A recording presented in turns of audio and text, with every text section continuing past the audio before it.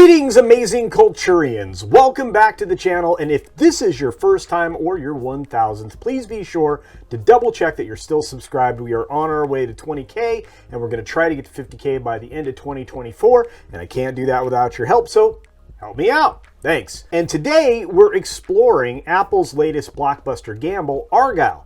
And, well, spoiler alert, Schrodinger's cat isn't exactly purring anymore, and there's a slight odor coming from that box now.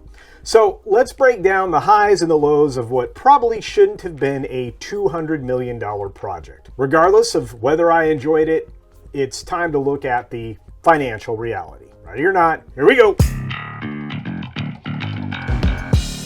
Well, today is the official return of dad jokes, so prepare yourself, because Argylle just hit screens, and it's not the cat's meow or the blockbuster that Apple had been hoping for.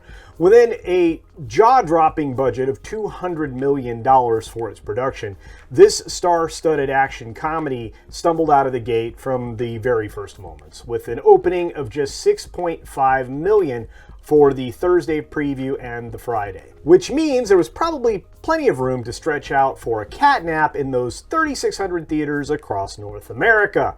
There just weren't a lot of people to see the film. So what's with all these high-profile projects from tech sector powerhouse Apple anyway? Why are they pawing at the film industry like a goldfish in a bowl? Well, is it just the streaming service? Is it a pop culture clout kind of thing?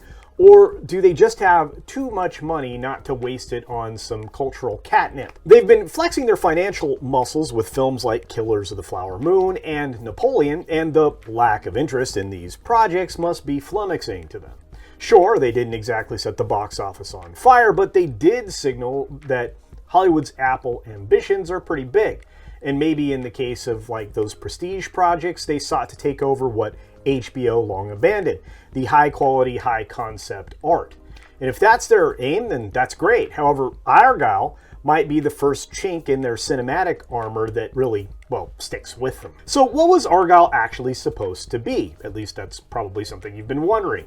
What was the plan here? Well, it's supposed to be the blueprint for a franchise, a globe-trotting spy comedy that obviously was helmed by Matt Vaughn with an A-list ensemble. The decent idea was loaded up with all the narcissism required to pursue such an ambitious goal, housed in the ever-expanding universe of Marv, which is Matt Vaughn's own production company.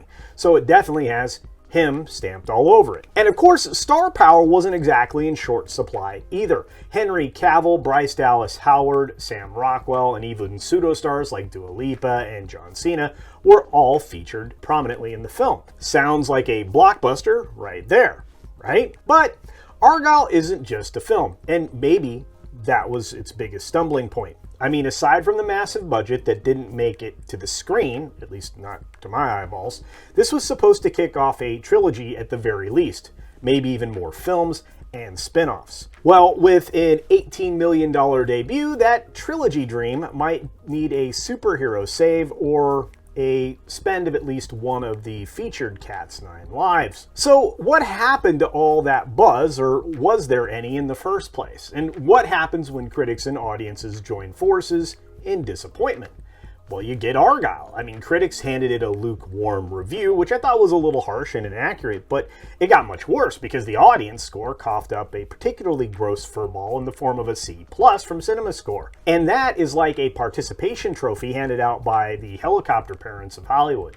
It's bad, and you aren't protecting anybody by pretending you didn't keep score in the game. Is there ever enough star power to rescue a Titanic-sized sinking ship like this one? No. Apple really needs to reevaluate its box office chess game. With 3 films in a row, they walked right into forced mate. Argylle faced no new competition for 3 weeks, but here comes Fathom Events out of the blue with a surprise move. They released the first 3 episodes of The Chosen Season 4 to an opening weekend box office of over $7 million.